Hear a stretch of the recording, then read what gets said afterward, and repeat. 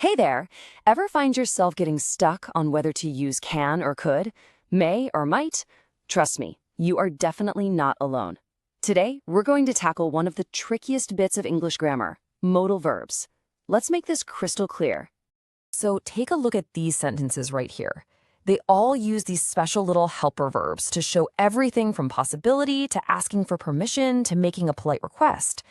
If you've ever paused for a second wondering which word is the right one, yep, you are in exactly the right place. I know, it can seem pretty confusing at first, but here's the really good news. There's actually a pretty simple system behind it all. In this explainer, we're going to break it all down into easy, bite-sized pieces so you can start using them with total confidence. Okay, so first things first, what even are modal verbs? The easiest way to think about them is as helper verbs. They're a special kind of verb that adds extra meaning, like, say, necessity or ability or possibility to the main verb that comes after it. Now, you might be thinking, oh, great, another 100 grammar rules to memorize. But get this, in English, we only really need to focus on 9 core modal verbs. Just 9. That's a pretty manageable number, right? And I've even got a simple little trick for you to remember them. Just think in groups of letters. We've got 3 M's, must, might, may. 2 W's, will, would. 2 C's, can, could. And 2 S's, shall, should. It's a super simple pattern to help you lock in all 9. Okay, now here's the absolute best part. The thing that makes learning these so much easier. All 9 of those verbs we just listed, they all follow the exact same 5 grammatical rules. So once you learn these 5 rules, you can apply them to every single modal verb. No exceptions. All right, rule number 1, and this one's a biggie. After a modal verb, you just use the base form of the next verb, the simple version, no to. This is a really common mistake, so just remember to drop that to. For instance, we say, I can play football, not I can to play football. The modal can is followed directly by play. See? Simple and clean. Rule number 2. Okay, this is another one that trips people up all the time. You know how with most verbs we add an S for he, she, or it? Well, with modal verbs, you can just forget about that. They never, ever change their form.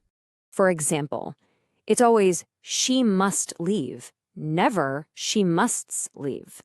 The modal verb must just stays the same, no matter who you're talking about. Seriously, remembering this one will save you a ton of headaches. And rule number 3 just keeps things nice and simple. Modal verbs don't have past or future forms. You don't add ed or anything like that to talk about different tenses. They are what they are. So what about making sentences negative? Well, you can forget about using words like don't or doesn't. With modals, it's way easier. You just pop the word not right after them. For instance, you must not eat my food. The structure is totally direct. Subject, modal, not, and then the main verb. See how these rules just keep everything really straightforward? Of course, when we're actually speaking, we rarely say will not or cannot. We get lazy, right? We squish them together into contractions. So will not becomes won't, cannot becomes can't, and should not becomes shouldn't. Knowing these is absolutely key to sounding natural. And here it is, our 5th and final golden rule. This one is all about asking questions. And guess what? It's just as simple. Again, no need for do or does. All you have to do is a little switcheroo. You just flip the modal verb and the subject. So the statement is, you can help me. To turn it into a question, we just invert it to, can you help me? It's that easy. And there you have it. Those are the 5 rules for all 9 modals. Once you've got these, you've totally mastered the structure. Okay, so now that we know the rules, let's get into the interesting part. What do these verbs actually mean? The most important thing to remember here is that their specific meaning really depends on the context of the sentence.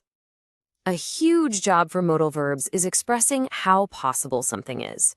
Might, may, and could all kind of suggest something is possible, with might often being a little less certain. But then you've got must. Notice how that one's different? That implies a strong logical guess. You don't know for sure, but all the signs are pointing to it. Now, this is where modals are like a secret weapon for being polite. Asking, "Can you help me?" is totally fine and casual. But if you switch that one word to "Could you help me?" Bam! It's instantly more formal and polite. The exact same thing happens with will and would. It's a tiny change that makes a big social difference. This is one of the most common ways we use these words, to show ability. It's pretty simple. Can is for an ability you have right now. I can speak English. But if you want to talk about an ability you had in the past, you switch to could. For instance, I could do trigonometry 5 years ago. Maybe not so much anymore. This helps us see the different levels of pressure. Think of must as a strong necessity, something you absolutely have to do. Must not is a hard stop, a prohibition, something you are not allowed to do. But should, well, should is much softer. It's just a recommendation or some good advice. Phew, okay. We have covered a lot of ground. We've gone through the rules and all the different meanings, so let's wrap this up by recapping the most important takeaways from our explainer. So, to boil it all down, first, there are only 9 core modal verbs you need to worry about. Second, they all play by the same 5 simple rules. Third, the meaning you choose is all about the context. And last, and this is the most important one, the best way to get good at this is to just practice. So we'll end with this thought. You now have the framework. You've got the rules, you've seen the examples. The only question left is, how will you use them? Start listening for them, try them out when you're speaking and writing. I think you'll be surprised at how quickly it all starts to click and just become second nature.